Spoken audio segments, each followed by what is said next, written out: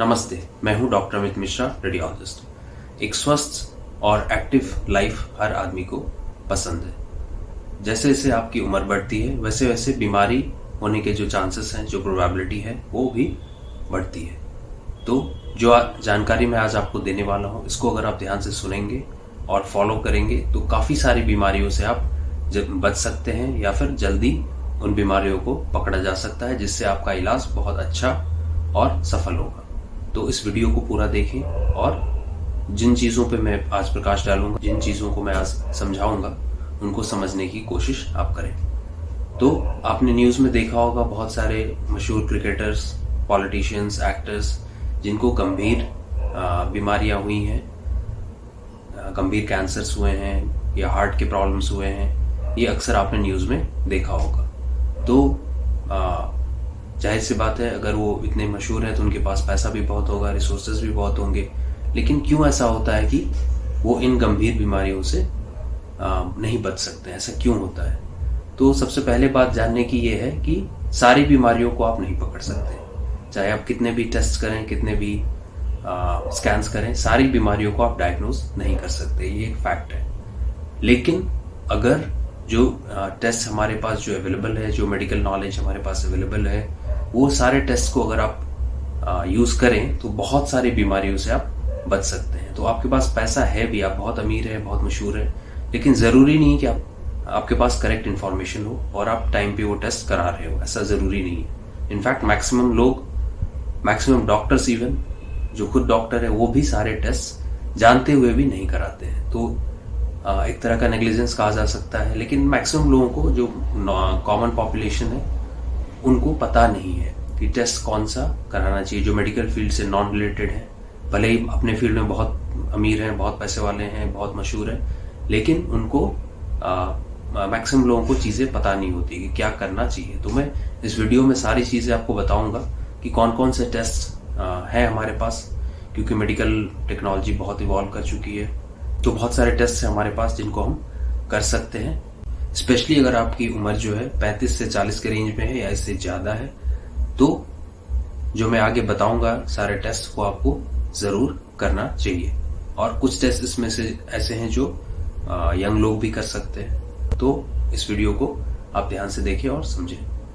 तो सबसे पहले स्टार्ट करते हैं, मैं टॉप टू बॉटम जाऊंगा। सबसे पहले बात करते हैं रूटीन ब्लड वर्क की। खून की कौन सी ऐसी जांचें हैं जिनको आप रूटीनली आपको करना चाहिए, स्पेशली अगर आप 35 टू 40 के एज ग्रुप में हैं। तो कौन सी रूटीन टेस्ट है जो आपको एनुअली साल में एक बार करना चाहिए? इसमें आता है CBC, complete blood count, LFT जो कि लिवर का टेस्ट है, केएफटी जो कि किडनी के लिए है, thyroid function test, lipid profile,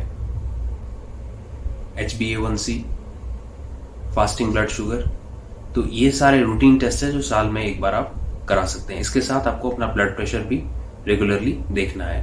हफ्ते में एक बार एटलीस्ट करके आपको टेस्ट करके देखते रहना है कि ब्लड प्रेशर कैसा हो रहा है। तो ये जो रूटीन ब्लड टेस्ट है और ब्लड प्रेशर मॉनिटरिंग है, ये सबको करना चाहिए, स्पेशली जो 35 टू 40 के एज रेंज में जो व्यक्ति हैं।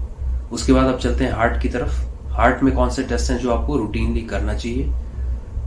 ईसीजी, आपको पता होगा ईसीजी के बारे में, जिसमें हम इलेक्ट्रोड्स लगाते हैं चेस्ट पे और मॉनिटरिंग करते हैं। तो ईसीजी, एको जो कि आप समझ सकते हैं हार्ट का एक अल्ट्रासाउंड एको, उसमें हम देखते हैं हार्ट के फंक्शंस।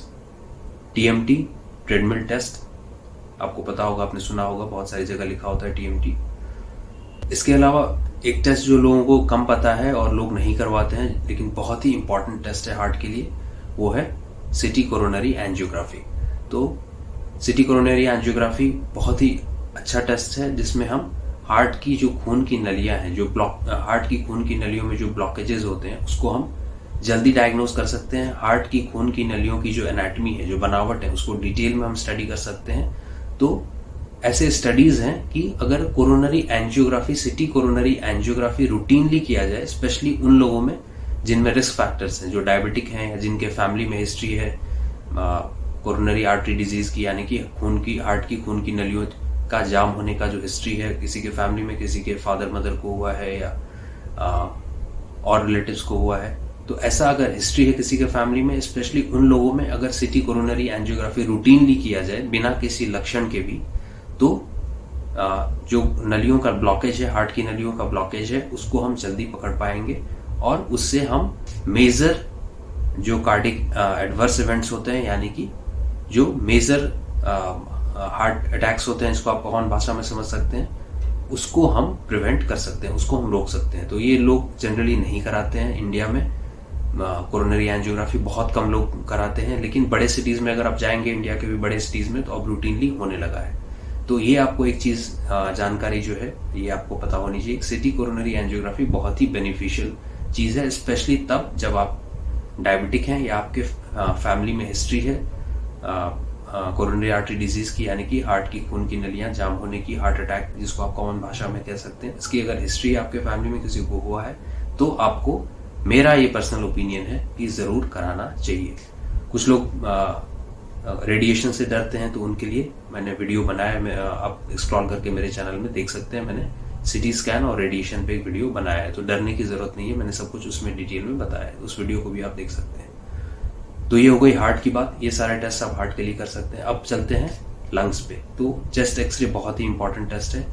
जो भी 35-40 के एज ग्रुप में है, उनको चेस्ट एक्सरे जरूर साल में एक बार करके देख लेना चाहिए। एक रूटीन टेस्ट है, इसमें हम बहुत सारी चीज़ों को डायग्नोज कर सकते हैं। इसके अलावा जिनके फैमिली में लंग कैंसर की हिस्ट्री रही हो, या जो स्मोकर्स हैं, लंबे टाइम से स्मोकिंग कर रहे हैं, बीड़ी पी रहे हैं या सिगरेट पी रहे हैं, और जिनको कुछ सिम्टम, कुछ प्रॉब्लम नहीं भी है, उनको भी मेरे हिसाब से एक लो डोज सिटी स्क्रीनिंग, फेफड़े का सिटी स्कैन करा के जरूर एक बार देख लेना चाहिए। हर साल रिपीट करने की जरूरत नहीं है, बट एक बार करके देख लेना चाहिए। स्पेशली अगर आप लंबे टाइम से स्मोकर हैं, तो 35 से 40 के एज ग्रुप में अगर आप हैं, तो एक बार आप करके इसको भी देख सकते हैं। तो ये हो गई लंग्स की बात। अब बात करते हैं पेट की, यानी कि एब्डोमेन की। तो पेट में सबसे इंपॉर्टेंट टेस्ट जो रहेगा वो होगा पेट का अल्ट्रासाउंड, जो कि बहुत डिटेल, बहुत अच्छा क्वालिटी का होना चाहिए, और वो आपको जरूर करना चाहिए 35 से 40 साल के एज में अगर आप हैं। उससे पहले भी आप कर सकते हैं और करना चाहिए, और साल में एक बार जरूर इसको रिपीट करें।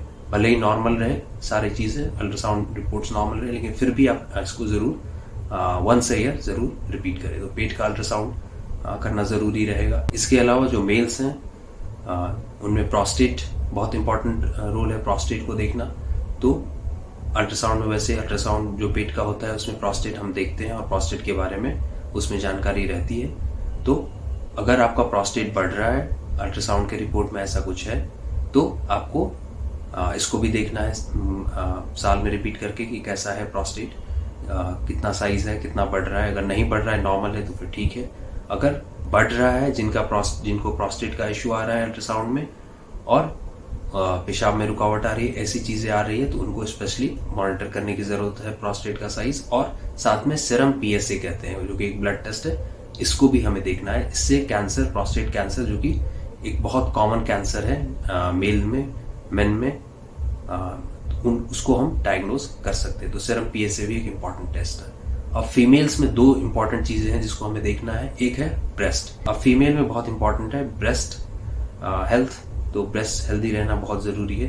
तो ब्रेस्ट का जो रूटीन टेस्ट है, अगर आप 40 के नीचे है, 40 साल के नीचे आपका एज है, तो आप ब्रेस्ट अल्ट्रासाउंड करके देख सकते हैं साल में एक बार। और अगर आप 40 के ऊपर है, 40 के ऊपर है, तो फिर एक्सरे मैमोग्राफी कहते हैं उसको, एक्सरे मैमोग्राफी आपको करना चाहिए। इसके बारे में सारी डिटेल्स मैंने बताया अपने पुराने वीडियो में। ब्रेस्ट के बारे में जो वीडियो है उसको आप जाके देख सकते हैं। तो अगर आप 40 के ऊपर हैं तो एक्सरे मैमोग्राफी, या 40 के नीचे है तो अल्ट्रासाउंड, सोनोमैमोग्राफी आप कर सकते हैं।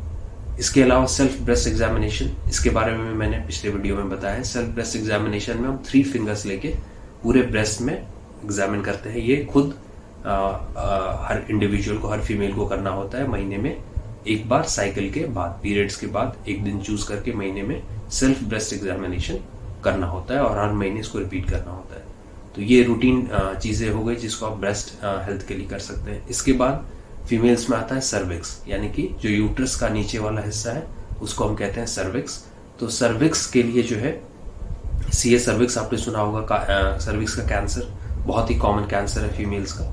तो इसको जल्दी डायग्नोज करने के लिए हमें HPV और पैप स्मीयर, ये 2 टेस्ट है जो आपको करना है। ये आप एक बार करके फिर 3 इयर्स में रिपीट कर सकते हैं या 5 इयर्स में रिपीट कर सकते हैं। इसके अलावा अगर आपके परिवार में, आपके फैमिली में हिस्ट्री रही है आंतों के कैंसर की, तो आप कोलोनोस्कोपी कर सकते हैं और करना चाहिए आपको। कोलोनोस्कोपी 40 इयर्स के बाद, 40 साल के एज के बाद एक बार कोलोनोस्कोपी करके देखना चाहिए, और एक लो डोज सिटी स्कैन करके भी आप देख सकते हैं अगर आपके फैमिली में आंतों का कैंसर का हिस्ट्री रहा हो, तो ये दोनों टेस्ट आप कर सकते हैं। इसके अलावा अगर थायराइड का कैंसर किसी को हुआ हो आपके फैमिली में, आपके क्लोज रिलेटिव्स को, तो थायराइड का अल्ट्रासाउंड भी आप कर सकते हैं रूटीनली। इसके अलावा अपर जीआई एंडोस्कोपी, यानी कि जो दूरबीन वाली जांच है, जिसमें मुंह से दूरबीन डाल के हम ऊपरी जो डाइजेस्टिव ट्रैक्ट है उसको हम देखते हैं, पाचन ऊपरी पाचन नली जो है उसको हम देखते हैं, उसको कहते हैं एंडोस्कोपी।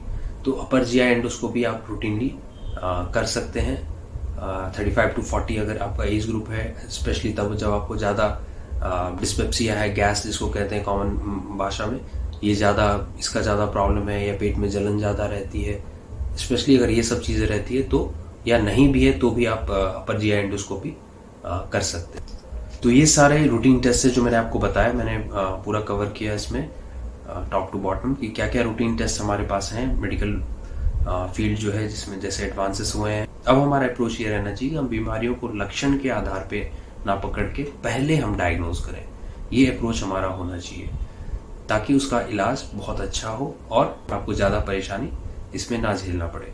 तो इसके लिए जो सारे रूटीन टेस्ट हैं हमारे पास, वो सारा आपको टाइमली करना चाहिए, जिससे कि आप मैक्सिमम बीमारियों से, जो खतरनाक बीमारियां हैं, उनसे आप बच सके। क्योंकि मैं अपने पुराने वीडियोस में जैसे मैं कह चुका हूं कि मैक्सिमम बीमारियां जब तक लक्षण के स्टेज में पहुंचती हैं, जब तक वो सिम्टम्स कॉज करने के स्टेज में पहुंचती हैं, तब तक मैक्सिमम बीमारियां जो है काफ़ी एडवांस कर चुकी होती हैं। तो उस स्टेज तक क्यों पहुंचने देना है, उस स्टेज से पहले आपको डायग्नोज करने से बहुत ज़्यादा फायदा रहेगा। तो इस चीज़ के लिए जो है सारे रूटीन टेस्ट जो मैंने आज बताए आपको इस वीडियो में, और मैं लिंक्स भी डाल दूंगा डिस्क्रिप्शन में इनके बारे में, अगर आप और इंटरेस्टेड हैं पढ़ने के लिए तो और पढ़ सकते हैं। तो ये सारे टेस्ट अगर आप कराएंगे तो काफ़ी हद तक आप इन बीमारियों से सुरक्षित रहेंगे। धन्यवाद, थैंक यू।